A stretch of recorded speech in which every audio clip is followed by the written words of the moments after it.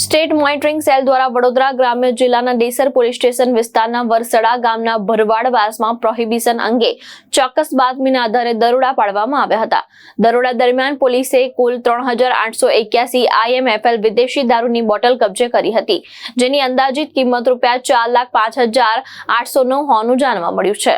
આ કેસમાં પોલીસે જયુબેન કાળુભાઈ આલાભાઈ ભરવાની ધરપકડ કરી છે. તેમની સામે ગુજરાત પ્રોહિબિશન અધિનિયમ તેમજ ભારતીય ન્યાય સંહિતાની સંબંધિત કલમ હેઠળ ગુનો નોંધવામાં આવ્યો છે. તપાસ દરમિયાન પોલીસે લિસ્ટેડ બુટલેગર નવઘન કાળુભાઈ ભરવાડ, દારૂ સપ્લાય કરનાર અજાણ્યા શખ્સ તેમજ તપાસમાં સામે આવનાર અન્ય એક વ્યક્તિને વોન્ટેડ જાહેર કર્યા છે.